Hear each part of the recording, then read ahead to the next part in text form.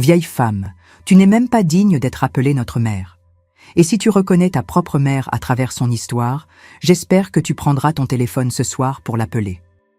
Dorothy est née en 1952 à Birmingham, Alabama, à une époque où être noir et pauvre signifiait que le monde avait déjà décidé de votre valeur avant même votre premier souffle. Son père travaillait à double poste à l'aciérie jusqu'à ce que ses poumons cèdent sous la poussière et la fumée.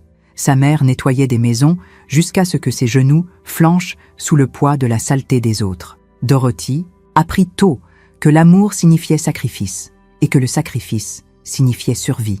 À 17 ans, Dorothy était enceinte de son premier enfant, Jamar. Le père du garçon disparut plus vite que la fumée dans le vent lorsqu'il apprit la nouvelle. 2 ans plus tard naquit Daresia, et Dorothy se retrouva à 19 ans avec 2 bébés, sans mari, et des factures qui semblaient se multiplier. Mais Dorothy Dion était faite d'une étoffe plus résistante que les circonstances. Elle prit un emploi de nuit pour nettoyer des bureaux, marchant 4 miles à l'aller et au retour parce que le prix du bus signifiait moins de lait pour ses enfants. Le jour, elle gardait les enfants des autres pendant que les siens jouaient discrètement dans un coin, comprenant d'une certaine manière que leur mère ne pouvait pas encore se permettre de les laisser être des enfants. Mais avant de continuer, je vous demande une petite faveur. Abonnez-vous, mettez un pouce en l'air à cette vidéo et indiquez votre pays dans les commentaires. J'aimerais savoir d'où vous m'écoutez. Merci. Imaginez cette femme, à peine 1,50 m, avec des mains qui ne s'arrêtaient jamais. Elle se réveillait à 4 heures du matin, préparait le petit déjeuner pour ses bébés, puis partait nettoyer les bureaux. À 7 heures, elle était de retour pour préparer Jamar et Daresia pour l'école, s'assurant que leurs vêtements, même s'ils venaient du panier de dons de l'église, étaient bien repassés. « Maman, pourquoi on n'a pas de nouvelles chaussures comme les autres enfants ?» demanda Daresia, 6 ans, un matin, en regardant ses baskets rafistolées avec du ruban adhésif et des prières. Dorothy s'agenouilla et regarda sa fille dans les yeux. « Ma chérie, les nouvelles chaussures ne te feront pas courir plus vite, ni sauter plus haut. Ce qui compte, c'est où tes pieds t'emmènent et comment tu y arrives. » Elle sortit un marqueur noir et dessina de petites fleurs sur ses chaussures usées. « Maintenant, tu as les plus jolies chaussures de toute l'école. » C'était Dorothy Dion. Elle pouvait transformer rien en quelque chose, les larmes en rire, la honte en fierté. Quand Jamar eut 8 ans, il commença à être moqué à l'école parce que son déjeuner était toujours un sandwich au beurre de cacahuètes, alors que les autres enfants avaient des repas sophistiqués. Il rentra à la maison en colère, jetant son sac à dos à travers leur petit appartement. « J'en ai marre d'être pauvre, maman. J'en ai marre de ne pas avoir de belles choses. » Maman posa la chemise qu'elle reprisait et serra son fils contre elle. « Jamar, laisse-moi te dire ce que ta grand-mère m'a appris. Les riches ont de l'argent, mais nous avons les uns les autres. Et quand tu as une famille qui t'aime, tu as plus de richesses qu'aucun compte en banque ne pourrait contenir. » Mais Jamar était trop jeune pour comprendre une richesse qui ne se comptait pas en dollars. Dorothy travaillait jusqu'à l'épuisement. Elle nettoyait des bureaux la nuit, faisait des lessives le jour et le week-end. Elle tressait des cheveux dans son salon pour 5 $ par tête. Elle s'endormait parfois à la table de la cuisine, le visage pressé contre les devoirs de quelqu'un d'autre qu'elle aidait, car l'éducation était le seul cadeau qu'elle croyait capable de tout changer. Les hivers étaient les plus durs. Leur appartement avait des murs fins et un chauffage qui fonctionnait quand il en avait envie. Dorothy entassait toutes les couvertures sur le lit des enfants et dormait dans le salon avec juste son manteau pour se tenir chaud. Elle leur disait qu'elle préférait dormir sur le canapé, mais la vérité était qu'elle voulait s'assurer qu'ils restent au chaud. Daresia, 10 ans, disait « Maman, tu trembles ». Quand elle la trouvait le matin avec du givre sur les fenêtres, Dorothy riait. « Ma chérie, je ne tremble pas, je danse sur une musique que moi seule entends. » Elle faisait un petit pas de danse qui faisait rire ses enfants et leur faisait oublier le froid. Il y avait des nuits où Dorothy se couchait le ventre vide pour que ses enfants puissent se resservir. Elle leur disait qu'elle avait mangé en cuisinant, mais son estomac grondait si fort qu'elle devait monter le volume de la petite radio pour couvrir le bruit. Elle perdit du poids pendant ces années, mais elle trouvait toujours la force de danser dans la cuisine en préparant leurs repas, chantant de vieux chants gospel qui remplissaient leur petite maison de quelque chose de plus grand que leurs circonstances. Quand Jamar eut 12 ans et Daresia 10 ans, Dorothy prit un deuxième emploi de ménage à l'hôpital. Elle terminait les bureaux à 6 heures du matin, rentrait préparer les enfants pour l'école, puis partait pour un autre quart de 8 heures à l'hôpital. Elle travaillait 18 heures par jour, 7 jours par semaine, dormant peut-être 4 heures si elle avait de la chance. Les autres mères du quartier commencèrent à murmurer à son sujet. Cette Dorothy Dionne va se tuer à travailler. Ses enfants doivent comprendre leur place dans ce monde. Mais Dorothy avait un autre plan. Chaque dollar supplémentaire allait dans une boîte de café qu'elle cachait derrière la farine dans son placard de cuisine. L'argent pour l'éducation, murmurait-elle en y glissant des billets froissés et de la petite monnaie. Quand Jamar fut accepté dans un programme pour surdoués à l'école, Dorothy pleura, non pas de tristesse, mais parce qu'elle voyait son sacrifice porter ses fruits. Quand Darésia fut inscrite au tableau d'honneur 3 années de suite, Dorothy travailla des heures supplémentaires pour acheter à sa fille une petite machine à écrire d'occasion. Un jour, disait-elle en tressant les cheveux de Darésia ou en aidant Jamar avec ses devoirs de mathématiques, vous serez quelqu'un d'important dans ce monde. Et quand ce jour viendra, tout ce que je vous demande, c'est de ne pas oublier votre maman. Le lycée apporta de nouveaux défis. Jamar voulait jouer au basket, mais Dorothy n'avait pas les moyens pour l'équipement ou les frais. Elle prit un 3e emploi, nettoyant des maisons le samedi pour des familles aisées, de l'autre côté de la ville. Elle frottait leurs toilettes et lavait leur sol pendant que leurs enfants jouaient avec des jouets qui coûtaient plus que ce qu'elle gagnait en un mois. Un samedi, elle nettoyait la salle de bain d'une femme particulièrement exigeante qui la suivait, pointant du doigt des tâches que Dorothy aurait soi-disant manquées. Le fils adolescent de la femme passa et ricana. « Maman, pourquoi la bonne utilise notre belle salle de bain? Elle ne peut pas utiliser celle du garage ?» Les mains de Dorothy se figèrent sur la brosse des toilettes.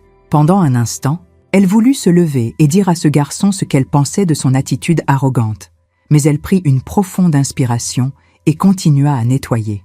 Elle avait besoin de cet argent pour les chaussures de basket de Jamar. Ce soir-là, Dorothy rentra épuisée et frustrée. Jamar était dans sa chambre et elle l'entendit pleurer. Elle frappa doucement à sa porte. « Qu'est-ce qui ne va pas, mon bébé ? »« Maman, je vois à quel point tu travailles dur. Je te vois partir avant le lever du soleil et rentrer après la tombée de la nuit. Je n'ai pas besoin de ces chaussures de basket. Je n'ai pas besoin de faire du sport. J'ai juste besoin que tu ne travailles pas si dur. » Dorothy posa la chemise qu'elle reprisait et serra son fils de 15 ans contre elle. « Jamar, écoute-moi. Chaque heure que je travaille, chaque sol que je frotte, chaque assiette que je lave, c'est un investissement. Dans ton avenir. Tu penses que je souffre, mais bébé, je construis.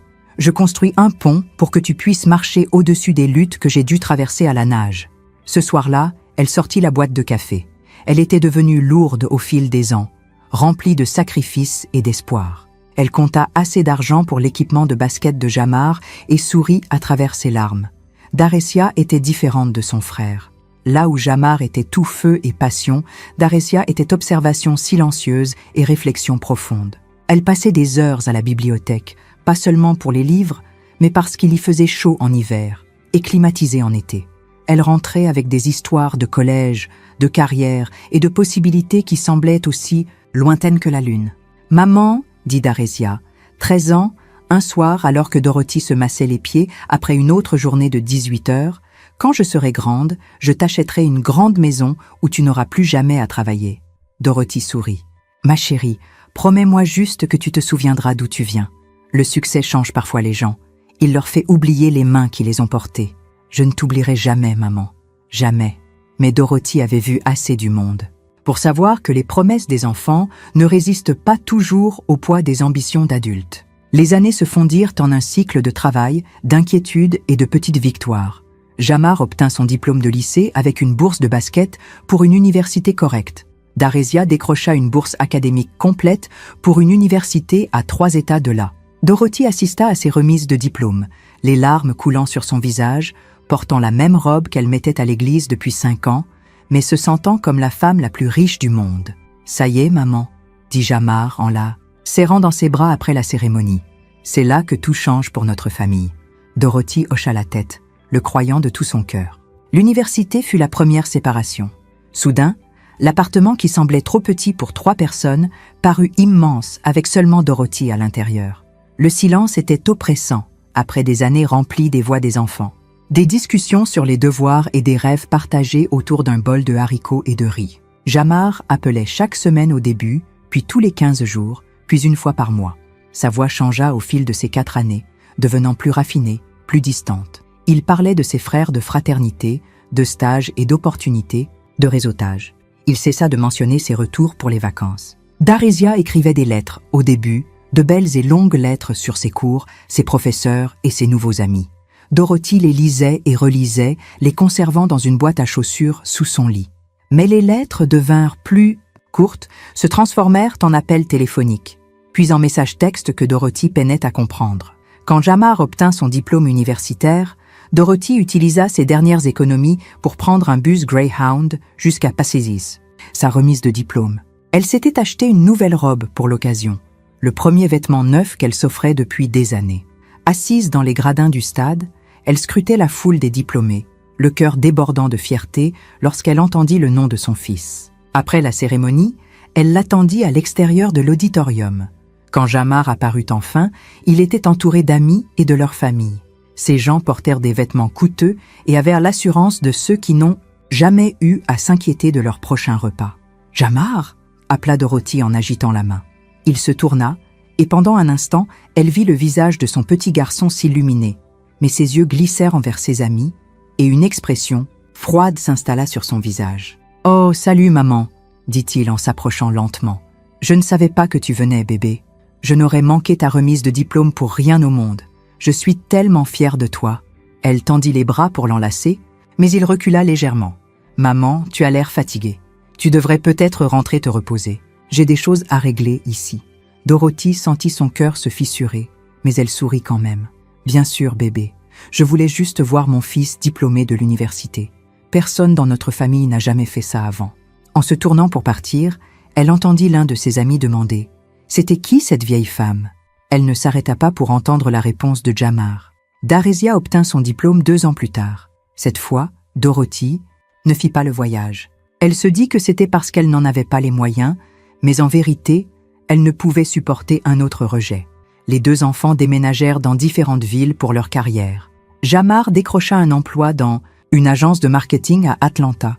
Darésia devint travailleuse sociale à Charlotte. Ils envoyaient des cartes pour la fête des mères et appelaient à Noël. Mais les conversations devenaient chaque année plus courtes et superficielles. Dorothy continua de travailler, bien que son corps commençât à montrer les signes de décennies de labeur. Ses genoux la faisaient souffrir le matin. Son dos protestait lorsqu'elle se baissait pour frotter les sols, et ses mains avaient développé de l'arthrite à cause des années de produits chimiques de nettoyage et de mouvements répétitifs. Elle emménagea dans un appartement plus petit, en partie pour des raisons financières, mais surtout parce que les pièces vides de son ancien logement résonnaient des souvenirs de rires, d'histoires avant le coucher et de rêves partagés, autour de bols de haricots et de riz. Le quartier changeait aussi. De jeunes familles emménageaient, et Dorothy regardait leurs enfants jouer dans les mêmes rues où Jamar et Darésia couraient autrefois. Elle s'asseyait sur son petit porche le soir, se demandant si ses nouvelles mères savaient qu'il fallait serrer leur bébé un peu plus fort, mémoriser leur petite voix, se préparer au jour où le succès appellerait leurs enfants au loin. Un jour, Jamar appela avec une nouvelle. Il avait été promu directeur marketing senior. Il gagnait maintenant un salaire à 6 chiffres, avait acheté une maison dans une belle banlieue et était fiancé à une femme issue d'une famille bien connectée. « C'est merveilleux, bébé », dit Dorothy, sincèrement heureuse pour lui. « Quand vais-je la rencontrer ?» Il y eut un silence. « Eh bien, maman, on est assez occupé avec les préparatifs du mariage et tout. Peut-être quand les choses se calmeront. » L'invitation au mariage arriva par la poste 2 semaines plus tard. Dorothy fixa le carton élégant avec son écriture sophistiquée et réalisa qu'elle était invitée au mariage de son propre fils comme n'importe quel autre invité. Aucun rôle spécial, aucune mention de l'accompagner dans l'allée ou de danser avec lui. Elle utilisa ses jours de congé de l'hôpital pour assister au mariage. Elle acheta une autre robe neuve, se fit coiffer dans un salon pour la première fois depuis des années et prit un autre long trajet en bus jusqu'à Atlanta. Le mariage était magnifique. Jamar était élégant dans son smoking et sa fiancée était ravissante. Dorothy s'assit au fond, regardant son fils promettre d'aimer et d'honorer quelqu'un d'autre sans jamais reconnaître la femme qu'il avait aimée et honorée en premier. À la réception, Dorothy s'approcha de la table d'honneur où Jamar et sa nouvelle épouse étaient assis avec leur cortège. « Félicitations, bébé », dit-elle en se penchant pour l'enlacer. Jamar se leva avec raideur et lui donna une tape rapide dans le dos. « Merci d'être venue, maman. J'espère que tu t'amuses. » Sa nouvelle belle-mère, une femme aux cheveux parfaitement coiffés et aux bijoux coûteux, toisa Dorothy de haut en bas avec un mépris à peine dissimulé. « Jamar, chérie, qui est-ce » Le silence s'étira une éternité avant que Jamar ne réponde. « C'est Dorothy, ma mère. »« Oh » dit la femme, sa voix dégoulinant d'une fausse douceur. « Comme c'est gentil que vous ayez pu venir. » Dorothy passa le reste de la réception assise, seule à une table près du fond, regardant son fils danser et rire avec sa nouvelle famille. Elle partit pendant la découpe du gâteau, prenant un autre long trajet en bus pour rentrer, les larmes coulant sur son visage.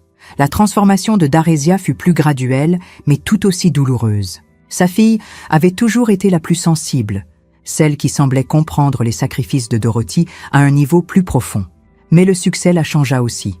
Darésia épousa un collègue travailleur social et emménagea dans un quartier de classe moyenne confortable. Elle eut 2 enfants, les premiers petits-enfants de Dorothy. Pendant un temps, il sembla que les liens familiaux pourraient être restaurés. Dorothy prit un autre voyage en bus, cette fois à Charlotte, pour rencontrer ses petits-enfants. Elle avait passé des semaines à tricoter des couvertures et à acheter de petits jouets avec de l'argent qu'elle pouvait à peine se permettre, car la joie d'être grand-mère valait tous les sacrifices. La visite commença bien. Les enfants de Darésia étaient magnifiques, et Dorothy sentit son cœur s'élargir d'un amour qu'elle avait oublié être possible. Elle berça sa petite fille pour l'endormir et joua à cache-cache avec son petit-fils, se sentant à nouveau utile et nécessaire. Mais des tensions émergèrent lorsque le mari de Darésia, David, commença à faire des commentaires sur l'apparence et les manières de Dorothy. « Chérie, » dit-il à Darésia lorsqu'il pensait que Dorothy n'entendait pas, « peut-être devrais-tu parler à ta mère de renouveler sa garde-robe. Les voisins pourraient avoir une mauvaise impression de notre famille. » Dorothy fit semblant de n'avoir rien entendu, mais ces mots la blessèrent profondément. Elle avait porté ses meilleurs vêtements pour cette visite, s'était même fait coiffer avant le voyage. Le point de rupture arriva lors du dîner du dimanche. Dorothy avait proposé de cuisiner, voulant partager quelques-unes des recettes qui avaient soutenu sa famille pendant les années les plus dures. Elle avait préparé son célèbre pain de maïs, des légumes verts et du poulet frit, des plats cuisinés avec amour dans leur ancien appartement. David prit une bouchée et fronça le nez. « C'est vraiment lourd, Dorothy. Nous mangeons généralement beaucoup plus sain que ça. Tout ce gras et ce sel ne sont pas bons pour les enfants. » Darésia ne dit rien pour défendre sa mère ou la nourriture qui l'avait nourrie pendant son enfance. Dorothy termina son repas en silence, puis nettoya discrètement la cuisine pendant que sa fille et son gendre discutaient de leur projet de rénovation de la maison et de vacances familiales en Europe.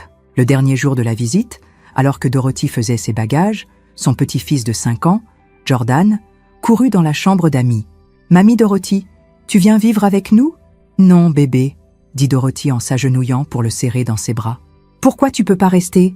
J'aime quand tu me lis des histoires. » Avant que Dorothy ne puisse répondre, Darésia apparut dans l'embrasure de la porte. « Jordan, va jouer.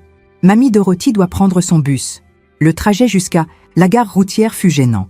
Darésia entamait des conversations, puis les laissait s'éteindre dans le silence. Enfin, en arrivant à la gare, elle se tourna vers sa mère. « Maman, j'espère que tu comprends que David et moi essayons de construire quelque chose ici. Nous devons faire attention aux apparences, à l'image que nous projetons dans ce quartier. Je comprends, bébé. Je veux ce qu'il y a de mieux pour toi et les enfants. Peut-être la prochaine fois que tu viendras, on pourrait aller faire du shopping ensemble, t'acheter des vêtements plus modernes, peut-être une nouvelle coiffure, juste pour t'aider à mieux t'intégrer. » Dorothy prit sa petite valise et sortit de la voiture. « Peut-être, bébé, peut-être ?» Alors que le bus s'éloignait de Charlotte, Dorothy regardait par la fenêtre la vie que sa fille avait construite et réalisa qu'elle en était progressivement exclue. Visite après visite. De retour chez elle, le monde de Dorothy se rétrécit. Son corps la trahissait de manière de plus en plus évidente. L'arthrite dans ses mains rendait le ménage de plus en plus difficile.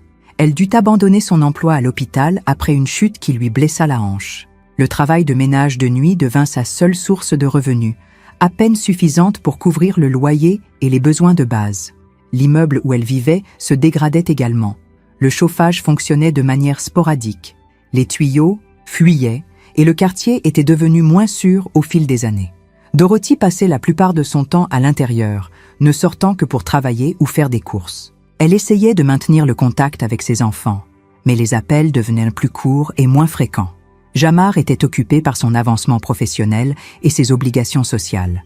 Daressia était absorbée par les activités de ses enfants et les attentes de son mari. Noël 2015 fut particulièrement solitaire. Aucun de ses enfants ne vint lui rendre visite. Jamar envoya une carte générique avec un bon d'achat pour un grand magasin. Daressia envoya des photos de la célébration des fêtes de sa famille, de magnifiques clichés de ses enfants ouvrant des cadeaux devant un immense sapin de Noël. Dorothy passa des heures à regarder ces photos, mémorisant les visages de ses petits-enfants, les voyant grandir à travers les instantanés annuels des fêtes. Elle conservait chaque photo dans un album spécial, juste à côté de la boîte à chaussures contenant les anciennes lettres de Daressia et l'article de journal sur la remise de diplôme de Jamar. L'isolement rongeait lentement son esprit. Des jours entiers passaient sans qu'elle ne parle à personne, hormis de brèves interactions au supermarché ou avec son superviseur au travail de ménage. Madame Malevy, sa voisine d'en face, remarqua l'état déclinant de Dorothy. « Ma chère, tu n'as pas l'air bien. Quand as-tu parlé à tes enfants pour la dernière fois ?»« Ils sont occupés, Madame Malevy. Ils ont des vies importantes maintenant. Trop occupés pour leur maman. Ce n'est pas juste, Dorothy. Ce n'est pas juste du tout. » Mais Dorothy les défendait toujours. Ils ont travaillé dur pour arriver là où ils sont. Je ne veux pas être un fardeau pour leur succès. Début 2016, la santé de Dorothy prit un tournant grave. Elle commença à ressentir des douleurs thoraciques et des essoufflements. Elle ne pouvait pas se permettre de manquer le travail pour des visites chez le médecin, alors elle tenta de gérer les symptômes avec des médicaments en vente libre et des prières. Une nuit, alors qu'elle nettoyait un immeuble de bureaux en centre-ville, Dorothy s'effondra. Le gardien de sécurité la trouva inconsciente dans un placard de fournitures et appela une ambulance. Elle passa 3 jours à l'hôpital, où les médecins lui annoncèrent qu'elle avait eu une crise cardiaque légère et que sa tension artérielle était dangereusement élevée. Une assistante sociale de l'hôpital l'aida à demander médicaments et des bons alimentaires, des ressources que Dorothy avait été trop fière pour solliciter auparavant. Les formulaires nécessitaient des informations de contact d'urgence, et Dorothy hésita avant d'inscrire les numéros de Jamar et Daressia. L'hôpital appela les 2 enfants. Jamar, en réunion, demanda à son assistante d'envoyer des fleurs. Daressia, au match de soccer de Jordan, promit de rappeler plus tard. Dorothy fut autorisée à sortir avec une liste de médicaments qu'elle ne pouvait pas se permettre et des instructions pour réduire le stress et l'activité physique. Elle rentra dans son appartement vide et s'assit sur son petit canapé, fixant la tache d'eau au plafond. Madame Malevy frappa à sa porte ce soir-là. « Ma chère, j'ai entendu parler de ton séjour à l'hôpital. Tu ne peux pas continuer à vivre comme ça. Je vais bien, Madame Malevy. Je vieillis, c'est tout. Non, tu ne vas pas bien. Tu as le cœur brisé et ça te tue à petit feu. » Madame Malevy, dans la soixantaine, veuve ayant élevé 6 enfants et enterré un mari, reconnut le regard d'abandon dans les yeux de Dorothy. « Pourquoi ne viens-tu pas dîner avec moi ce soir? J'ai fait trop à manger de toute façon. » Ce fut le début d'une nouvelle amitié qui soutint Dorothy pendant sa période la plus sombre. Madame Malevy devint la famille que Dorothy n'avait plus, vérifiant son état tous les jours, partageant des repas, offrant de la compagnie pendant les longues soirées solitaires. La situation financière de Dorothy continua de se détériorer. La crise cardiaque lui avait coûté plusieurs jours de travail, et sa capacité physique réduite signifiait qu'elle ne pouvait plus accepter de travaux de ménage supplémentaires. Elle prit du retard sur le loyer et commença à sauter des repas pour joindre les 2 bouts. Elle perdit du poids rapidement. Ses vêtements pendaient, sur elle comme sur un épouvantail. Son propriétaire, un homme sans patience pour les histoires larmoyantes, menaça de l'expulser si elle ne rattrapait pas les loyers en retard. Désespérée, Dorothy appela Jamar. Elle n'avait pas demandé d'argent à ses enfants depuis des années, mais elle risquait de se retrouver à la rue. « Bébé, je déteste t'appeler avec des problèmes, mais je suis dans une situation vraiment difficile en ce moment. Qu'est-ce qui ne va pas, maman ?» Jamar semblait distrait, probablement en train de vérifier ses emails tout en parlant. Dorothy ravala sa fierté et expliqua sa situation. La crise cardiaque, les jours de travail manqués, la menace d'expulsion. « Combien te faut-il » demanda Jamar avec un soupir. « Environ 800 $ me permettraient de rattraper mon retard et d'avoir un peu de marge. » Il y eut un long silence. « Maman, c'est beaucoup d'argent. Lisa et moi économisons pour rénover la maison et nous avons de grosses dépenses à venir. Je comprends, bébé. Je pensais juste que tu pourrais aider ta maman, juste cette fois. Je vais voir ce que je peux faire. Peut-être que je peux t'envoyer 200 $. Jamar lui envoya 300 $ avec une note suggérant qu'elle se renseigne sur les programmes d'aide au logement pour seniors. L'argent aida, mais ce n'était pas assez pour résoudre le problème de fond. Dorothy appela ensuite Daressia, espérant que sa fille serait plus compréhensive. « Maman, tu sais, David et moi sommes à court avec les activités des enfants et l'hypothèque. Peut-être devrais-tu envisager de déménager dans un endroit moins cher ou de demander une aide gouvernementale? Je reçois déjà des bons alimentaires, bébés, et il y a une liste d'attente de 2 ans pour un logement décent pour seniors. Eh bien, peut-être que c'est une bénédiction déguisée. Peut-être qu'il est temps de réduire tes attentes. » Dorothy raccrocha, se sentant plus seule que jamais. Ses propres enfants, pour qui elle avait tout sacrifié, la traitaient comme un fardeau, une gêne à gérer plutôt qu'une mère à chérir. Elle évita l'expulsion en empruntant de l'argent à Madame Malevy, un prêt qui pesait lourd sur sa conscience, car elle savait que sa voisine âgée vivait aussi d'un revenu fixe. L'été 2016 fut brutal. L'appartement de Dorothy n'avait pas de climatisation, et la vague de chaleur qui s'abattit sur la ville transforma son petit espace en fournaise. Elle passait ses journées à la bibliothèque ou au centre commercial, cherchant un répit face à la température oppressante. Un après-midi particulièrement chaud, elle décida de rendre une visite surprise à Jamar. Elle ne l'avait pas vu depuis plus de 2 ans et son fils lui manquait terriblement. Utilisant son argent pour le bus, elle prit les transports en Metfonti, commun jusqu'à son quartier de banlieue. La maison de Jamar était magnifique, une coloniale à 2 étages avec une pelouse bien entretenue et des voitures coûteuses dans l'allée. Dorothy se tint devant la porte d'entrée, nerveuse mais excitée, et sonna. Jamar ouvrit, vêtu de vêtements de golf, visiblement prêt à sortir. Son visage passa par une série d'émotions en la voyant. Surprise, agacement, et quelque chose qui ressemblait à de l'embarras. « Maman, qu'est-ce que tu fais ici? Je voulais te voir, bébé. Tu me manques. » Jamar jeta un coup d'œil par-dessus son épaule, puis sortit, refermant la porte derrière lui. « Maman, tu ne peux pas débarquer comme ça sans prévenir. Je suis désolée. J'aurais dû appeler, mais mon téléphone a été coupé et je voulais juste voir ta maison, rencontrer Lisa correctement. Ce n'est pas le bon moment. Lisa reçoit des amis et nous allons au country club. » Le cœur de Dorothy s'effondra. Elle pouvait entendre des rires et des conversations venant de l'intérieur de la maison. Les sons de la vie que son fils avait construite sans elle. Peut-être que je pourrais juste entrer 1 minute, prendre un verre d'eau. Jamar jeta un regard vers la fenêtre où Dorothy pouvait voir des gens bien habillés tenant des verres et discutant. « Maman, regarde-toi. Regarde comment tu es habillée. Ce sont des gens importants, des professionnels. Tu ne peux pas continuer à me mettre dans l'embarras comme ça. » Les mots frappèrent Dorothy comme des coups physiques. Elle baissa les yeux sur sa robe simple, propre mais vieille, appropriée mais visiblement bon marché. Elle se vit à travers les yeux de son fils, une femme noire, âgée et pauvre, qui n'avait pas sa place dans son monde de classe moyenne prospère. « Je ne voulais pas t'embarrasser, Jamar. Je voulais juste voir mon fils.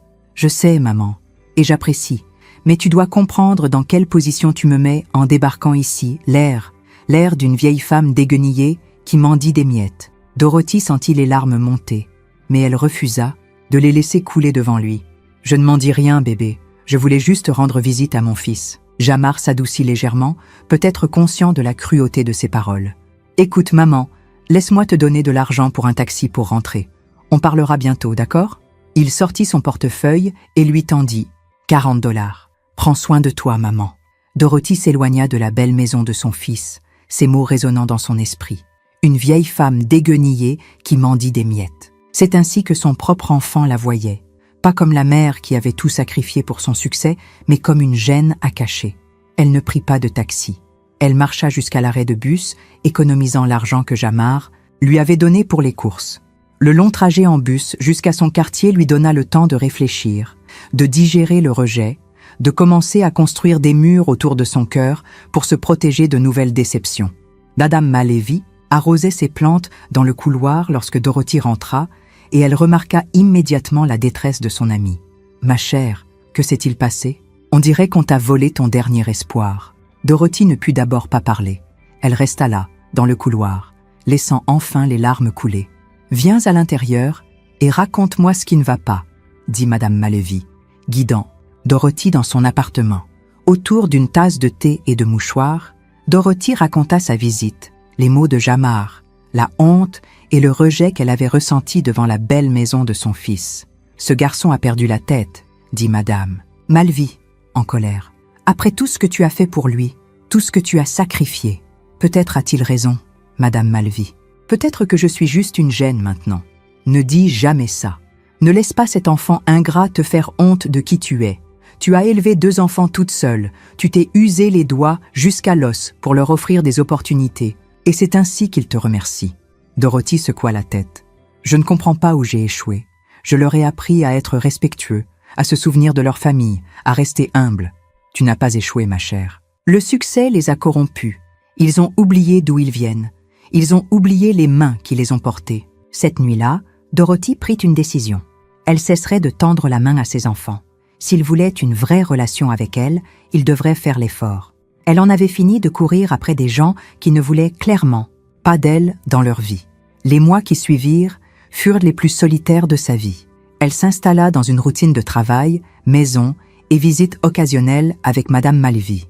Elle cessa d'appeler Jamar et Daressia, d'envoyer des cartes d'anniversaire ou des vœux de fête. Le silence de leur côté confirma ce qu'elle soupçonnait. Ils étaient soulagés d'être libérés de l'obligation de maintenir le contact avec elle. Sa santé continua de décliner. Son problème cardiaque nécessitait des médicaments, qu'elle ne pouvait souvent pas se permettre, entraînant un cycle dangereux où elle sautait des doses et souffrait de symptômes. Elle eut plusieurs épisodes de douleurs thoraciques et d'essoufflement, mais elle cessa d'aller aux urgences, incapable de payer les factures. Noël 2016 passa sans aucun contact de ses enfants. Elle passa la journée seule dans son appartement, feuilletant de vieux albums photos et se souvenant de l'époque où ses enfants étaient petits et où chaque fête était magique, malgré leur pauvreté. Début 2017, Dorothy reçut un avis d'expulsion. Elle avait 3 mois de retard sur le loyer et son propriétaire avait finalement perdu patience. Elle avait 30 jours pour trouver un nouveau logement ou faire face à l'itinérance. Madame Malevy était outrée en apprenant la nouvelle. « Où sont tes enfants ? C'est le moment où la famille est censée intervenir. » Dorothy avait perdu trop de poids. Ses vêtements pendaient sur elle comme sur un épouvantail. Elle ne mangeait qu'1 repas par jour, généralement du pain et ce qui était en solde au supermarché. Son électricité avait été coupée 2 fois au cours des 6 derniers mois. « Je ne les appellerai pas, Madame Malevy. Il me reste un peu de dignité. La dignité ne t'empêche pas de vivre dans la rue, ma chère. » Mais Dorothy était têtue. Elle commença à chercher un logement moins cher, à demander des aides d'urgence, faisant tout ce qu'elle pouvait pour éviter de dépendre des enfants qui avaient clairement montré qu'elle était une gêne. Elle trouva une chambre dans une pension de l'autre côté de la ville, un espace minuscule avec une salle de bain commune et sans accès à une cuisine. Le quartier était difficile, mais c'était tout ce qu'elle pouvait se permettre. Madame Malevy l'aida à déménager ses quelques affaires, les 2 femmes pleurant en chargeant la vie de Dorothy dans une camionnette empruntée. « Tu m'appelles ? » ?»« Tous les jours, insista Madame Malevy. « Et tu viens me voir dès que tu peux. Tu ne vas pas disparaître de ma vie juste parce que tu déménages. » La pension fut un choc brutal. La chambre de Dorothy était à peine plus grande qu'un placard, avec des murs fins qui n'offraient aucune intimité face au bruit des autres résidents. Des gens luttant contre l'addiction, la maladie, mentale et leur propre forme d'abandon et de désespoir. Elle continua son travail de ménage, bien que le trajet soit désormais beaucoup plus long et coûteux. Elle se réveillait à 3 heures du matin pour prendre plusieurs bus à travers la ville, nettoyait des bureaux jusqu'à midi, puis faisait le long trajet de retour jusqu'à sa chambre. L'isolement était écrasant. Dans son ancien appartement, elle avait au moins Madame Malevy pour compagnie. Ici, elle était entourée de gens, mais se sentait plus seule que jamais. Les autres résidents étaient absorbés par leur propre crisesse et n'avaient que peu d'énergie pour l'amitié. L'apparence de Dorothy commença à refléter ces circonstances. Elle perdit encore du poids, ses cheveux s'amincirent et ses vêtements devinrent de plus en plus usés. Elle ressemblait exactement à ce que Jamar lui avait reproché d'être, une femme noire, âgée et pauvre, oubliée par la société. Un soir, fin 2018, alors qu'elle revenait du magasin du coin, Dorothy croisa un groupe d'adolescents près de la pension. L'un d'eux, un garçon d'environ 16 ans, la regarda avec un mélange de pitié et de dégoût. « Waouh, mamie, t'as l'air en mauvais état. Où sont tes enfants? Comment ils te laissent finir comme ça ?» Dorothy ne répondit pas. Elle ne pouvait pas expliquer que sa famille vivait dans de belles maisons, conduisait des voitures coûteuses et élevait des enfants qui ne sauraient jamais que leur grand-mère existait. Elle regagna sa chambre et s'assit sur le mince matelas qui lui servait de lit. Pour la première fois depuis que ses enfants l'avaient abandonnée, Dorothy se permit de ressentir de la colère. Pas seulement de la tristesse ou de la déception, mais une fureur face à l'injustice de sa situation. Elle avait tout donné pour Jamar et Daresia. Elle s'était épuisée à travailler, avait sacrifié sa santé, sa jeunesse, ses rêves, tout pour qu'ils aient une vie meilleure. Et voilà sa récompense. Une chambre dans une pension, un repas par jour, oublié par ceux à qui elle avait consacré sa vie. Cette nuit-là, Dorothy pria différemment. Au lieu de demander à Dieu de protéger ses enfants ingrats, elle demanda de la force. Au lieu de souhaiter leur bonheur, elle demanda sa propre paix. Au lieu de supplier leur amour, elle demanda à être entourée de personnes qui reconnaîtraient sa valeur. L'hiver arriva tôt cette année-là, et le système de chauffage de la pension était peu fiable. Dorothy développa une toux persistante qu'elle ne parvenait pas à faire disparaître. Elle continuait à travailler malgré sa faiblesse croissante, sachant que manquer ne serait-ce qu'une journée de salaire pouvait faire la différence, entre manger ou avoir faim. En décembre 2017, Dorothy s'effondra à nouveau au travail. Cette fois, le gardien de sécurité qui la trouva était quelqu'un avec qui elle travaillait depuis plusieurs années. Il savait qu'elle avait des enfants, car elle lui avait montré leurs photos de remise de diplôme avec tant de fierté. « Dorothy, je vais appeler tes enfants. Tu ne peux pas continuer à t'infliger ça. S'il te plaît, non, » murmura-t-elle. Depuis le sol où elle était tombée, ils ne veulent pas être dérangés. Ce n'est pas juste. La famille, c'est la famille, peu importe quoi. Contre la volonté de Dorothy, il appela Jamar et Daresia. Jamar était indisponible, occupé par une fonction professionnelle. Daresia, en train de coucher ses enfants, dit au gardien qu'elle appellerait l'hôpital le lendemain pour prendre des nouvelles de sa mère. Dorothy passa 2 jours à l'hôpital cette fois-là. Les médecins lui annoncèrent que son état cardiaque s'était considérablement aggravé et qu'elle devait arrêter de travailler immédiatement. Ils recommandèrent une maison de retraite médicalisée ou des soins familiaux, des options que Dorothy savait hors de sa portée. Elle fut autorisée à sortir un vendredi après-midi, avec des ordonnances qu'elle ne pouvait pas se permettre et des instructions pour consulter des spécialistes qu'elle n'avait pas les moyens de voir. L'assistante sociale de l'hôpital avait appelé ses 2 enfants à plusieurs reprises, laissant des messages sur l'état de leur mère et le besoin de soutien familial. Jamar rappela finalement le samedi soir. « Maman, j'ai reçu un message de l'hôpital. Ça va? Je suis en vie, bébé. J'ai eu un autre épisode cardiaque. L'assistante sociale a dit quelque chose à propos de ton besoin d'aide à domicile. De quoi s'agit-il » Dorothy ferma les yeux, écoutant la voix de son fils. Toujours son bébé, malgré tout. Le médecin dit que je ne peux plus travailler. Mon cœur ne le supporte plus. Oh, il y eut un long silence. Qu'est-ce que tu vas faire? Je ne sais pas, Jamar. Honnêtement, je ne sais pas. Maman, tu sais, Lisa et moi aimerions aider, mais on vient d'acheter cette nouvelle maison et l'argent est vraiment serré en ce moment. Peut-être que tu pourrais demander une allocation d'invalidité ou quelque chose comme ça? Dorothy sentit une douleur familière dans sa poitrine, incapable de dire si c'était son état cardiaque ou son cœur brisé. D'accord. Bébé, je vais trouver une solution. Après avoir raccroché, Dorothy s'assit dans sa petite chambre, fixant la tache d'eau au plafond.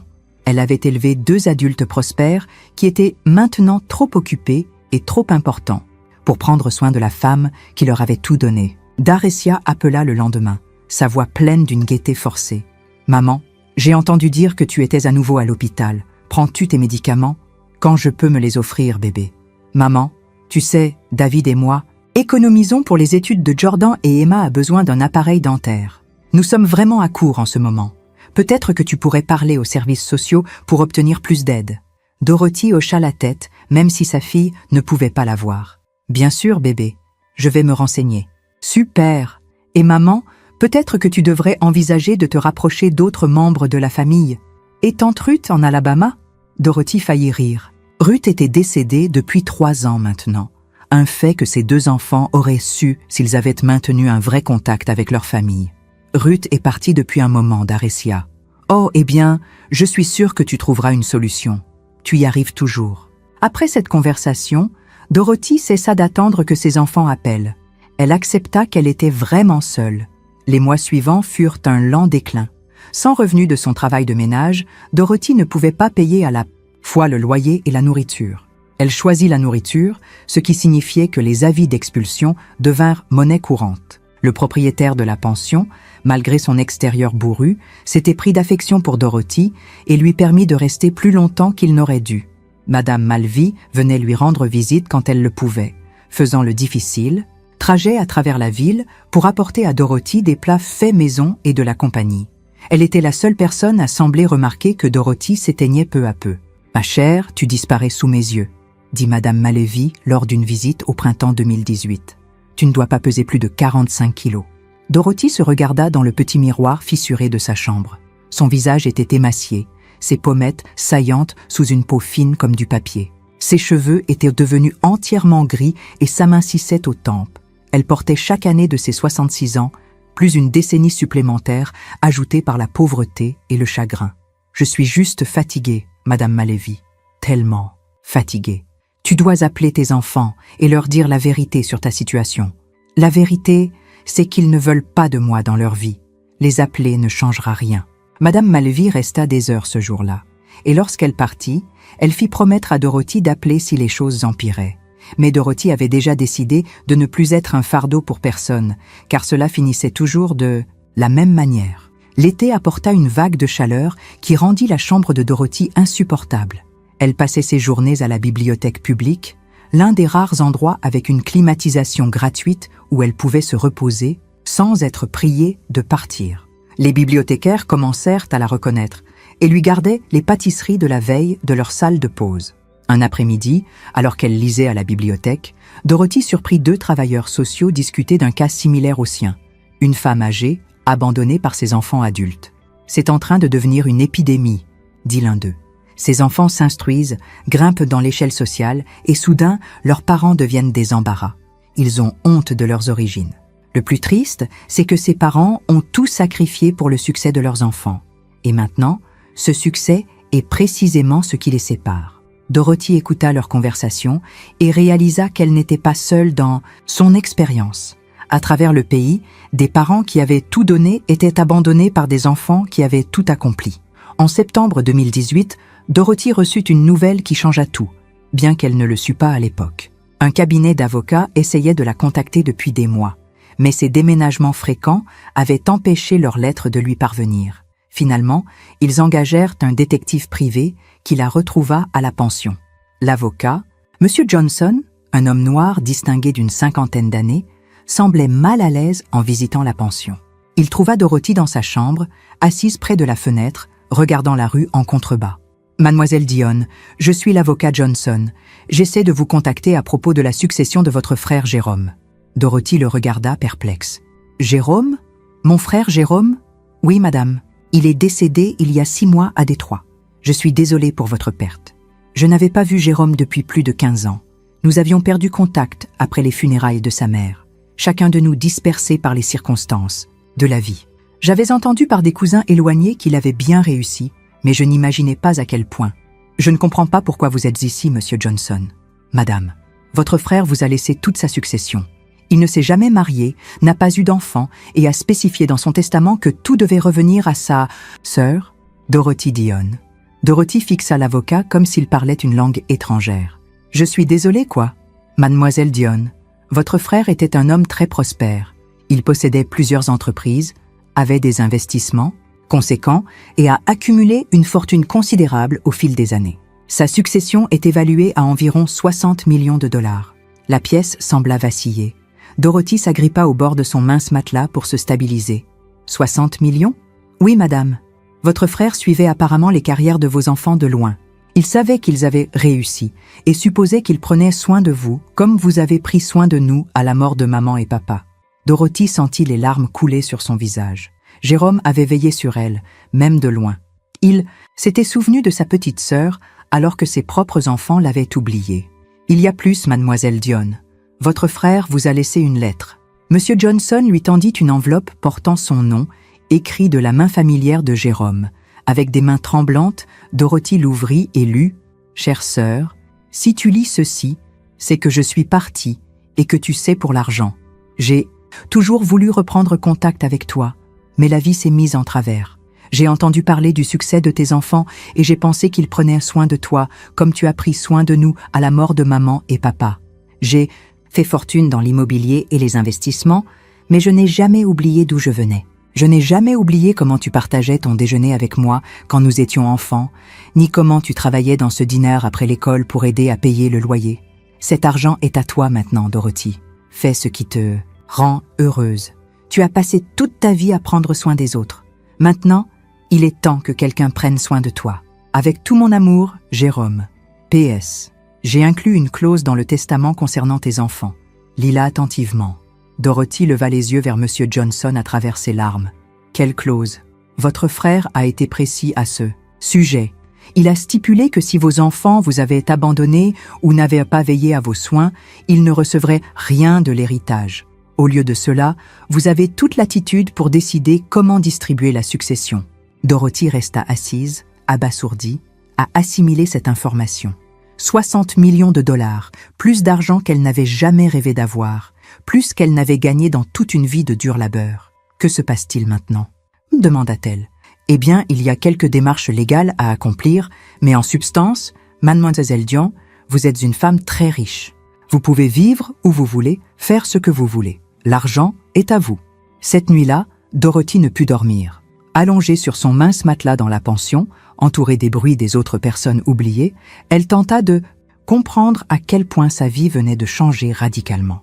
Pour la première fois depuis des années, elle s'autorisa à imaginer des possibilités. Une vraie maison avec chauffage et climatisation, de la nourriture saine à volonté, des soins médicaux qui ne la ruineraient pas, la liberté d'aider les autres comme Madame Malevy l'avait aidée. Mais avec la joie vint une douleur plus profonde. Jérôme avait su pour sa situation et lui avait laissé ce cadeau par amour et inquiétude. Ses propres enfants, qui devaient leur succès à ses sacrifices, lui avaient tourné le dos. Au cours des jours suivants, alors que M. Johnson entamait le processus légal de transfert de la succession, Dorothy prit quelques décisions. Elle ne parlerait pas tout de suite de l'héritage à Jamar ou d'Arecia. Elle voulait voir s'il la contacterait, s'il montrerait une réelle inquiétude pour son bien-être. Pendant ce temps, Dorothy commença à planifier discrètement ce qu'elle ferait de cette bénédiction inattendue. La première chose qu'elle fit fut de quitter la pension pour s'installer dans une chambre d'hôtel modeste pendant qu'elle cherchait un logement permanent. Elle acheta de nouveaux vêtements pour la première fois depuis des années, consulta un médecin, fit remplir toutes ses ordonnances et mangea son premier repas complet depuis des mois. La transformation physique fut remarquable, mais la guérison émotionnelle prendrait plus de temps. Madame Malevy fut la première personne à qui Dorothy parla de l'héritage. Son amie pleura de joie et de soulagement. « Seigneur, Dorothy, Jérôme veillait sur toi depuis le ciel. Je n'arrête pas de penser à ce que je vais faire de tout cet argent, Madame Malevy. Je n'ai jamais voulu être riche. Je voulais juste être aimée. Ma chère, l'argent n'achète pas l'amour, mais il peut acheter la paix de l'esprit. Et peut-être qu'il peut t'aider à trouver la famille que tu mérites. » Dorothy passa des semaines à visiter des maisons, émerveillée par ses options. Elle pouvait s'offrir tout ce qu'elle voulait. Des manoirs dans des quartiers exclusifs, des penthouses en centre-ville, des domaines tentaculaires en banlieue. Mais aucun de ces endroits ne semblait être un foyer. Au lieu de cela, elle se sentit attirée par un autre type de propriété. Une grande maison quelque peu délabrée dans un quartier plus ancien. Elle avait autrefois été une maison de groupe pour enfants, avec plusieurs chambres, de grands espaces communs et beaucoup de place pour que les familles se réunissent. « C'est celle-là », dit Dorothy à M. Johnson lorsqu'ils visitèrent la propriété. « Ça me semble juste. Mademoiselle Dion, avec votre budget, vous pourriez vous offrir quelque chose de bien plus beau. Cet endroit a besoin de beaucoup de travaux. Alors, nous le rénoverons. Cette maison veut à nouveau résonner des voix d'enfants. » Dorothy acheta le manoir et entreprit des rénovations, mais pas du genre qui impressionnerait des voisins. Riche, elle le transforma en un foyer pour enfants sans abri, travaillant avec les services sociaux locaux pour offrir un logement temporaire ou à long terme aux enfants qui n'avaient nulle part où aller. L'ironie ne lui échappait pas. Elle créait l'environnement familial dont elle avait toujours rêvé, rempli d'enfants ayant besoin d'amour et de stabilité. Certains étaient des adolescents quittant le système de placement en famille, d'accueil, d'autres de jeunes enfants en attente d'un placement permanent. Dorothy engagea du personnel pour gérer les opérations quotidiennes, mais elle s'impliquait personnellement, de la même manière qu'à l'époque où elle était une jeune mère. Elle cuisinait des repas, aidait avec les devoirs et offrait l'amour et le soutien inconditionnel qu'elle avait autrefois donné à Jamar et Daresia. Mademoiselle Dorothy lui demanda un jour un enfant, « Pourquoi es-tu si gentille avec nous? On n'est même pas tes vrais enfants. » Dorothy serra le garçon de 10 ans dans ses bras et sourit. « Mon chéri, la famille, ce n'est pas seulement une question de sang. La famille, c'est ceux qui sont là pour toi quand tu en as le plus besoin. » Le foyer pour enfants devint le but et la joie de Dorothy. Elle voyait des enfants rejetés par le système s'épanouir grâce à des soins constants et à des attentes élevées. Elle les aidait avec leurs candidatures universitaires, célébrait leur remise de diplôme et leur offrait la stabilité qu'elle avait autrefois essayé de donner à ses propres enfants. La communauté commença à parler de cette femme extraordinaire qui avait ouvert sa maison et son cœur à des enfants oubliés et sans abri. Les journaux locaux publièrent des articles sur la générosité de Dorothy, bien qu'elle détournât toujours le mérite vers les enfants eux-mêmes. Ces enfants avaient juste besoin de quelqu'un qui croit en eux, disait-elle dans les interviews. Chaque enfant mérite de savoir qu'il compte. Pendant ce temps, Jamar et Daresia restaient ignorants de la transformation de leur mère. Ils continuaient leur vie dans une ignorance confortable, supposant que Dorothy vivait toujours dans la pauvreté, tandis qu'ils poursuivaient leurs propres intérêts. En 2019, Jamar fut à nouveau promu et emménagea dans une maison encore plus luxueuse. Les enfants de Daresia excellaient à l'école et dans des activités extrascolaires coûteuses. Les 2 enfants de Dorothy postaient régulièrement sur les réseaux sociaux leur réussite et leur belle famille, sans jamais mentionner la mère qui avait rendu leur succès possible. Dorothy voyait parfois ces publications lorsqu'elle utilisait l'ordinateur du foyer pour chercher des opportunités éducatives pour ses enfants.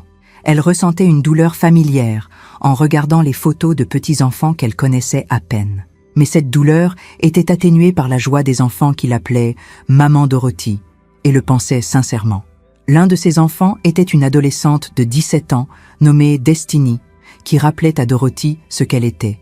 À cet âge, déterminée, travailleuse et farouchement protectrice envers les plus jeunes du foyer. « Maman Dorothy », dit Destiny un soir, alors qu'elle préparait le dîner ensemble, « ma conseillère d'orientation dit que je pourrais obtenir une bourse complète pour l'université, mais je ne veux pas laisser les petits. » Dorothy sourit tout en continuant de remuer la marmite de ragoût. « Ma chérie, tu vas à l'université. Ce n'est pas négociable. Ces petits ont besoin de voir ce qui est possible quand quelqu'un croit en toi et que tu crois en toi-même. Mais qui va veiller sur eux comme tu as veillé sur moi? Je ne vais nulle part, et l'amour que nous avons construit dans cette maison non plus. Mais toi, tu dois t'envoler, ma chérie. Tu dois montrer à ces enfants qu'eux aussi peuvent voler. » Destiny serra Dorothy dans ses bras. « Je t'aime, maman Dorothy. Je ne sais pas où je serais sans toi. Tu serais exactement là où tu es censée être, parce que tu es forte, intelligente et capable. Je t'ai juste donné une piste de décollage. » Ces conversations remplissaient le cœur de Dorothy. Ses enfants appréciaient ses conseils, valorisaient sa sagesse et l'aimaient sans condition. Il devenait la famille dont elle avait toujours rêvé. Fin 2019, Dorothy décida qu'il était temps d'informer Jamar et Daresia du décès de leur oncle Jérôme et de l'héritage. Elle n'était pas prête à leur parler de sa nouvelle vie, mais elle estimait qu'ils méritaient de connaître leur histoire familiale. Elle appela Jamar en premier. « Bébé, j'ai des nouvelles concernant ton oncle Jérôme. »« Oncle Jérôme? Ça fait des années que je n'ai pas pensé à lui. Qu'est-ce qu'il y a? » ?»« Il est décédé l'année dernière, Jamar. »« Je suis désolée de ne pas te l'avoir dit plus tôt. »« Oh, eh bien, je me souviens à peine de lui. Y a-t-il eu un enterrement ?» Dorothy fut frappée par le rejet désinvolte de son fils envers l'histoire familiale. « Oui, il y a eu une cérémonie. Il avait très bien réussi. Il avait construit une entreprise prospère. C'est bien, je suppose. Y avait-il de l'argent familial ou quelque chose comme ça ?» Dorothy marqua une pause, entendant l'opportunisme dans la voix de son fils. « Pourquoi tu demandes ça ? Eh bien, je pensais juste qu'il y avait peut-être quelque chose pour la famille. Tu sais, je m'intéresse aux investissements immobiliers. » Je vois. Dorothy ressentit une déception familière. Même en discutant de la mort d'un membre de la famille, Jamar pensait à l'argent. « Je te ferai savoir s'il y a quelque chose que tu dois savoir concernant la succession. » La conversation avec Daresia fut similaire. Les 2 enfants exprimèrent un chagrin minimal pour la mort de Jérôme et un intérêt évident pour un éventuel héritage. Aucun des deux ne demanda comment allait Dorothy ou si elle avait besoin de quoi que ce soit. Dorothy réalisa que l'égoïsme de ses enfants était plus profond qu'elle ne l'avait compris. Ils n'étaient pas seulement gênés par sa pauvreté, ils étaient fondamentalement égocentriques, voyant les relations en termes de ceux qu'ils pouvaient en tirer. Cette révélation fut à la fois douloureuse et libératrice. Dorothy accepta enfin que l'abandon de ses enfants n'était pas lié à ses propres manquements en tant que mère, mais à leurs échecs en tant qu'êtres humains. Elle décida de ne pas leur parler de l'héritage. Au lieu de cela, elle commença à planifier quelque chose qui leur enseignerait une leçon sur la valeur de la famille et les conséquences de leurs choix. Dorothy passa des mois à travailler avec M. Johnson pour élaborer un plan. Elle mettrait en scène sa propre mort avec un enterrement et une lecture de testament. Ce serait une performance élaborée, conçue pour montrer à Jamar et Daresia ce qu'ils avaient perdu par leur égoïsme. Le plan était complexe et nécessitait la coopération de plusieurs personnes, dont Madame Malevy, Monsieur Johnson et le personnel du foyer pour enfants. Dorothy savait que c'était dramatique, mais elle sentait que ses enfants avaient besoin d'un réveil tout aussi dramatique. Début 2020, Dorothy mit son plan en action. Elle cessa de répondre aux appels des rares cousins éloignés qui prenaient parfois de ses nouvelles. Elle demanda à Monsieur Johnson de contacter Jamar et Daresia pour leur annoncer que leur mère était décédée paisiblement dans son sommeil. L'enterrement eut lieu dans une grande église de son ancien quartier. Madame Malevy répandit la nouvelle dans leur ancienne communauté et des dizaines de personnes assistèrent à la cérémonie. Des voisins qui se souvenaient de la gentillesse de Dorothy, d'anciens collègues qui respectaient son éthique de travail et des parents dont les enfants avaient joué avec Jamar et Daresia des années auparavant. Jamar et Daresia arrivèrent séparément, vêtus de vêtements noirs coûteux qui ressemblaient davantage à des déclarations de mode qu'à des tenues de deuil. Ils s'assirent au premier rang, jouant le rôle des enfants endeuillés, tout en dissimulant à peine leur impatience face à la cérémonie. Le pasteur parla des sacrifices et du dévouement de Dorothy pour ses enfants. Madame Malevy prononça un éloge funèbre qui fit monter les larmes aux yeux de tous, sauf à ceux de Jamar et Daresia. Plusieurs membres de la communauté partagèrent des souvenirs de la générosité et de la force de Dorothy pendant leurs années les plus difficiles. Dorothy Dion était le genre de mère qui vous donnait son dernier dollar, et sa dernière bouchée de nourriture, témoigna une femme. Elle aimait ses enfants de tout son être. Jamar consulta son téléphone à plusieurs reprises pendant la cérémonie. Daresia murmura à son mari qu'il fallait rentrer pour les activités de leurs enfants. Après l'enterrement, tout le monde se rassembla à l'église pour la lecture du testament de Dorothy. Monsieur Johnson se tint devant la foule avec des documents officiels. Le testament final de Dorothy Dion, commença-t-il, a été rédigé 6 mois avant sa mort. Elle était saine d'esprit et claire dans ses intentions lorsqu'elle a pris ses décisions. Jamar et Daresia se redressèrent, soudain attentifs. À mon fils, Jamar Dion, qui m'a dit que j'étais une vieille femme déguenillée, mendiant des miettes, je lègue mon pardon et l'espoir que tu apprendras à valoriser la famille avant qu'il ne soit trop tard. Le visage de Jamar rougit. Plusieurs personnes dans la salle le regardèrent avec dégoût. À ma fille, Daresia Williams, qui a suggéré que je devais mettre à jour mon apparence pour m'intégrer dans son monde, je lègue mon amour et la prière que tu enseignes à tes enfants à honorer leurs aînés. Daresia se tortilla, mal à l'aise, sur son siège. Le reste de ma succession, évalué à environ 60 millions de dollars, hérité de mon frère Jérôme Dion, je le lègue à mademoiselle Sarah Mitchell, la fille de ma chère amie, Madame Malevy. Sarah m'a montré plus de gentillesse et de respect au cours des 2 dernières années que mes propres enfants au cours de la dernière décennie. La salle éclata en murmures choqués. Jamar et Daresia fixèrent M. Johnson, incrédules. 60 millions de dollars? Jamar se leva brusquement. C'est impossible. Notre mère était pauvre. Elle vivait dans une pension. M. Johnson poursuivit la lecture. Je fais cela non par rancune, mais dans l'espoir que Jamar et Daresia comprendront la différence entre la richesse et la valeur, entre le succès et l'importance. Je les ai élevés pour être de bonnes personnes, mais ils ont choisi d'être égoïstes. Daresia pleurait maintenant, mais ses larmes semblaient plus liées à l'argent perdu qu'à un chagrin sincère pour sa mère. De plus, lut M. Johnson, j'ai établi un fonds fiduciaire pour mes petits-enfants, Jordan et Emma Williams, qui sera administré par Madame Malevy jusqu'à ce qu'ils atteignent l'âge de 25 ans. Cet argent est assorti de la condition qu'ils maintiennent une relation avec la mémoire de leur grand-mère et apprennent les sacrifices qu'elle a faits pour leur famille. Après la lecture du testament, Jamar et Daresia s'approchèrent de M. Johnson, paniqués. « Il doit y avoir une erreur », insista Jamar. « Notre mère ne pouvait pas avoir ce genre d'argent. Votre mère l'a hérité de son frère Jérôme, l'année dernière. Elle aurait pu vivre dans le luxe jusqu'à la fin de ses jours, mais elle a choisi d'utiliser la majeure partie pour aider des enfants sans abri. »« Quoi ?» La voix de Daresia était stridente d'incrédulité. Elle a ouvert un foyer pour enfants et a utilisé ses ressources pour aider des enfants qui n'avaient nulle part où aller. Elle est devenue une mère pour des dizaines d'enfants qui avaient besoin d'elle. Le poids de leur perte commença à s'installer. Non seulement ils avaient manqué un héritage colossal, mais ils avaient aussi raté l'occasion de voir leur mère transformée en héroïne communautaire. « Où est ce foyer pour enfants ?» demanda Jamar. « Nous devons le voir. Je suis désolée, mais ce n'est pas possible.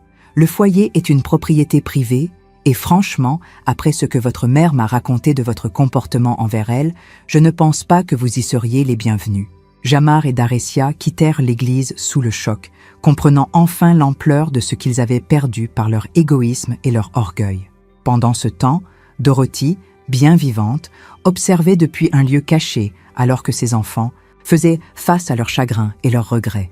Elle ne ressentait aucune joie face à leur douleur, mais elle espérait que cela leur enseignerait enfin des leçons précieuses. Au cours des jours suivants, Jamar et Daresia tentèrent à plusieurs reprises de contacter M. Johnson, espérant contester le testament ou trouver un moyen de réclamer une partie de l'héritage. Ils découvrirent que la générosité de leur mère avait été encore plus grande qu'ils ne l'avaient imaginé.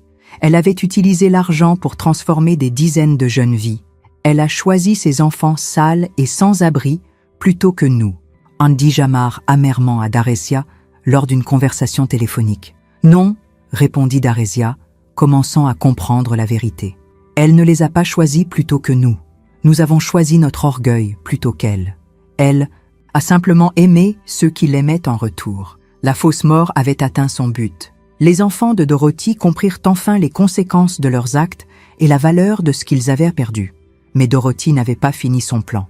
Elle se révéla vivante et fit envoyer à Jamar et Daresia des lettres identiques expliquant l'élaborate supercherie et les invitant à visiter le foyer pour enfants s'ils souhaitaient reconstruire leur relation avec elle. « J'ai mis en scène ma mort, expliquait la lettre, parce que vous m'aviez déjà enterré dans vos cœurs. Je voulais que vous compreniez ce que ça fait de perdre une mère pour toujours, d'affronter le regret de mots qu'on ne peut jamais retirer et d'un amour qu'on ne peut plus exprimer.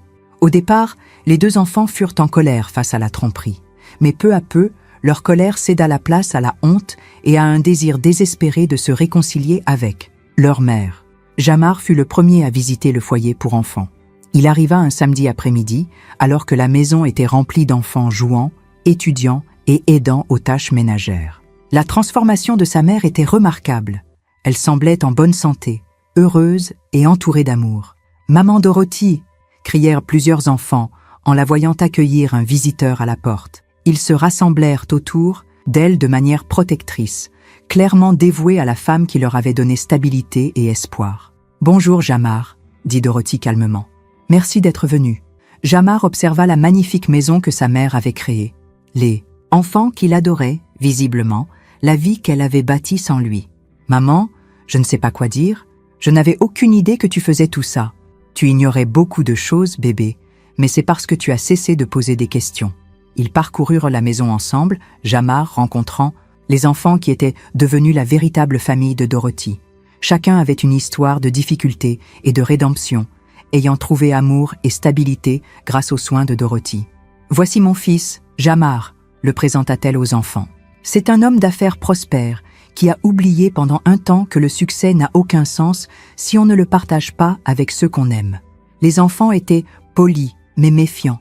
Ils avaient entendu des histoires sur les enfants biologiques qui avaient abandonné maman Dorothy et étaient protecteurs envers la femme qui avait sauvé leur vie. « Maman Dorothy, est-ce qu'il va t'enlever à nous ?» demanda Kevin, 10 ans. « Personne ne m'enlève nulle part, bébé. C'est ma maison maintenant et vous êtes ma famille. » Jamar passa l'après-midi à observer sa mère interagir avec ses enfants, voyant la joie et le sens dans ses yeux, absents depuis des années. Il commença à comprendre ce qu'il avait perdu par son égoïsme et ce que ses enfants avaient gagné grâce à l'amour de sa mère. « Maman, dit-il à la fin de sa visite, je sais que je ne le mérite pas, mais je veux arranger les choses entre nous. » Dorothy regarda son fils, toujours son bébé malgré tout. Arranger les choses ne passe pas par des gestes grandioses. Jamar, il s'agit d'être là régulièrement, de traiter les gens avec respect et de se souvenir que l'amour est un verbe, pas juste un sentiment. Je veux essayer, maman. Je veux être le fils que tu méritais. Alors commence par être le genre de personne que ces enfants méritent de rencontrer. Montre-leur que le succès ne doit pas corrompre, que les gens peuvent changer et grandir. Jamar commença à visiter régulièrement, développant lentement des relations avec les enfants et gagnant leur confiance par une gentillesse et un respect constant. Il contribua financièrement au foyer et offrit ses compétences professionnelles pour aider à la collecte de fonds et à la sensibilisation communautaire. La réconciliation de Daressia fut plus difficile. Elle luttait contre la jalousie envers les enfants qui avaient remplacé sa place dans la vie quotidienne de sa mère. Il lui fallut du temps pour comprendre que l'amour se multiplie et ne se divise pas. « Maman, je vois à quel point ces enfants t'aiment, » dit-elle lors d'une visite. « Je suis heureuse pour toi, mais je suis aussi jalouse. Je veux que mes enfants t'aiment comme ça, eux aussi. Alors amène-les, bébé. Laisse-les apprendre à connaître leur grand-mère et découvrir les sacrifices qui ont rendu leurs opportunités possibles. » Les petits-enfants de Dorothy, Jordan et Emma furent d'abord timides avec les enfants du foyer, mais peu à peu, ils commencèrent à comprendre la famille élargie que leur grand-mère avait créée.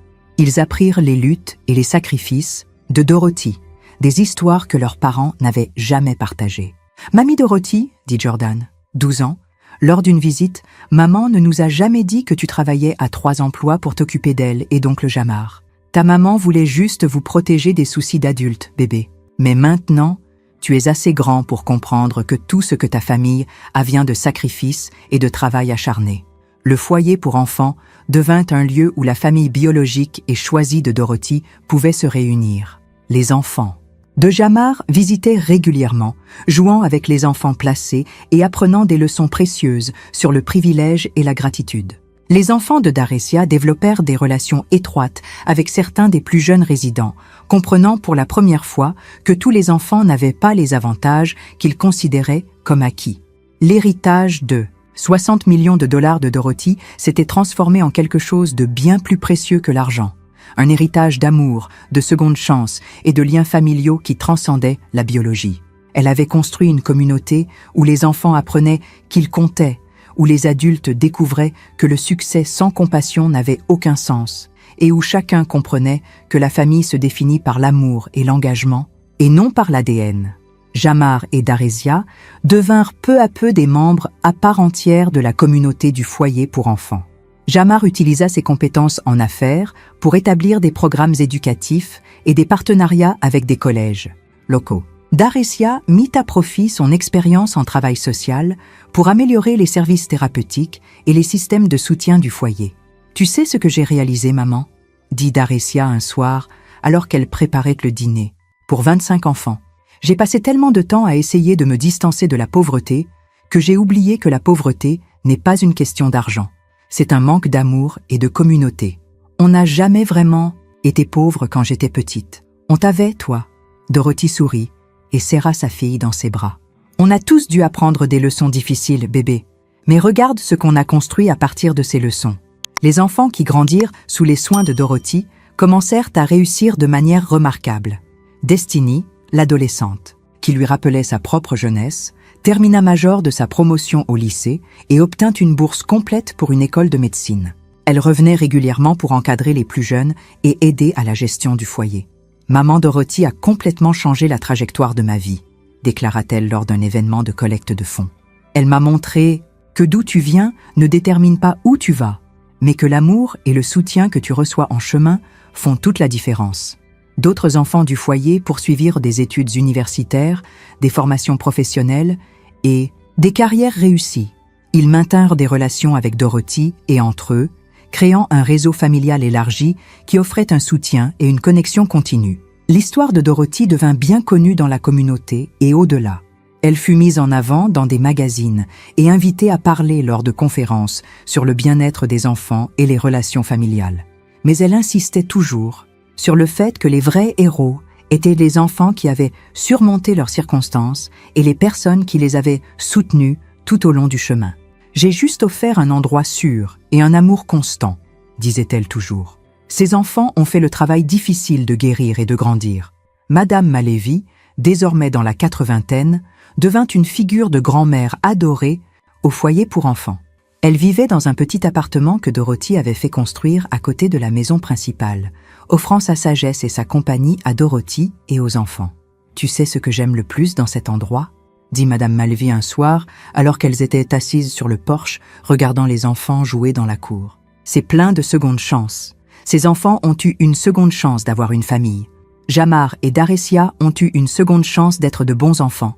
Et toi, tu as eu une seconde chance d'avoir la famille que tu as toujours méritée. » Dorothy hocha la tête, observant son petit-fils Jordan apprendre à un plus jeune garçon à lancer une balle de baseball, tandis que la fille de Daressia, Emma, tressait les cheveux d'une autre fille. « On a tous eu des secondes chances, Madame Malévi, et on en a fait le meilleur usage. » En entrant dans la septantaine, Dorothy commença à déléguer certaines de ses responsabilités à la nouvelle génération. Jamar et Daressia prirent des rôles plus importants dans la gestion du foyer, et plusieurs des enfants plus âgés qui y avaient grandi revinrent en tant que membres du personnel et mentors. Le foyer avait évolué au-delà de la vision initiale de Dorothy. Il comprenait désormais des programmes éducatifs, des formations professionnelles, des services de santé mentale et un soutien à la réunification familiale. Il était devenu un modèle pour d'autres communautés cherchant à répondre aux problèmes de l'itinérance des enfants et de l'éclatement des familles. « Tu as construit quelque chose qui nous survivra tous », dit Jamar à sa mère lors d'une de leurs réunions hebdomadaires de planification. « Ces enfants grandiront et aideront d'autres enfants. Et le cycle d'amour et de soutien continuera pour toujours. » Dorothy sourit à son fils, voyant l'homme qu'elle avait toujours espéré qu'il deviendrait. C'était toujours le plan, bébé. L'amour se multiplie quand on le donne librement. Un soir, alors que Dorothy bordait les plus jeunes enfants et disait bonne nuit aux plus grands, elle réfléchit au chemin qui l'avait menée à ce moment. Elle avait commencé comme une mère célibataire pauvre, travaillant à plusieurs emplois pour élever 2 enfants ingrats. Elle avait enduré des années de solitude et d'abandon, frôlant la mort à cause de la négligence et du chagrin. Mais grâce au cadeau inattendu de Jérôme et à ses propres choix, elle avait créé quelque chose de magnifique à partir de sa douleur. Elle avait bâti une famille qui valorisait l'amour plus que l'argent, le caractère plus que le statut et les relations plus que le succès individuel. Maman Dorothy appela Asia, 8 ans, depuis son lit. « Tu veux bien nous chanter une chanson ?» Dorothy s'assit au milieu du dortoir des enfants et commença à chanter un vieux chant gospel, sa voix portant la sagesse de quelqu'un qui avait survécu au chagrin et trouvé la joie de l'autre côté. Les voix des enfants se joignirent à la sienne, créant une harmonie qui remplit la maison d'amour et d'espoir. Jamar et Daressia, qui finissaient des tâches administratives dans le bureau, s'arrêtèrent pour écouter le son de leur mère, entourée de la famille qu'elle avait choisie et qu'il avait choisie en retour. C'était l'héritage de Dorothy Dionne, pas les 60 millions de dollars qu'elle aurait pu dépenser pour elle-même, mais les centaines de vies qu'elle avait touchées, la famille qu'elle avait reconstruite et l'amour qu'elle avait multiplié par la grâce, le pardon et les secondes chances. Dehors, la ville continuait son rythme effréné, pleine de gens courant après le succès et le statut, oubliant les relations qui comptent le plus. Mais à l'intérieur de la maison de Dorothy, les enfants s'endormaient en sécurité, sachant qu'ils étaient valorisés, aimés et faisaient partie de quelque chose de plus grand qu'eux-mêmes.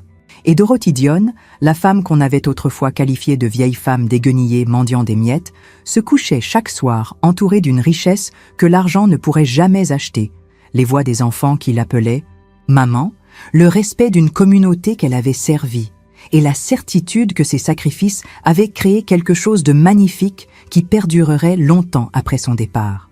La morale de l'histoire de Dorothy résonne dans chaque famille qui a oublié les mains qui l'ont portée. L'amour d'un parent est le fondement sur lequel tout succès est construit. On peut remplacer l'argent, les maisons et les possessions matérielles, mais on ne peut jamais remplacer le cœur qui vous a aimé en premier et qui a le plus et le sacrifié. Honorez vos parents tant qu'ils sont là, car le regret est un poids que même tout l'argent du monde ne peut soulager d'un cœur coupable. Dorothy Dion a prouvé que l'héritage le plus riche que l'on puisse laisser n'est pas de l'argent sur un compte bancaire, mais de l'amour dans des cœurs humains qui continueront de donner longtemps après votre départ. Elle a montré que la véritable richesse ne se mesure pas en dollars accumulés, mais en vies transformées et en familles restaurées par le simple acte de choisir l'amour plutôt que l'orgueil, l'inclusion plutôt que l'exclusion, et la grâce plutôt que la rancune. En fin de compte, Dorothy avait tout ce qu'elle avait toujours vraiment voulu. Une maison pleine de rires d'enfants, le respect de sa communauté et la certitude que sa vie avait fait une différence. Elle avait transformé sa solitude en amour, son abandon en abondance et son cœur brisé en un foyer pour des enfants brisés qui devenaient entiers sous ses soins. Ses enfants biologiques n'ont jamais reçu une part de cet argent, car ils restaient les mêmes, mais elle leur avait déjà tout pardonné. L'histoire de Dorothy invite à réfléchir. Maintenant, dites-nous ce que vous feriez différemment. Si vos enfants vous traitaient de cette manière, les couperiez-vous définitivement ou leur pardonneriez-vous plus tard et les incluriez-vous dans votre testament? Faites-le nous savoir dans les commentaires. Avant de partir, n'oubliez pas de vous abonner à cette chaîne, de liker cette vidéo et de la partager avec vos proches. Nous publions des vidéos tous les jours sur cette chaîne, alors ça vaut le coup de jeter un œil aux autres vidéos, ici aussi. N'oubliez pas de commenter vos pensées et opinions sur l'histoire. On se retrouve dans la prochaine histoire. À bientôt.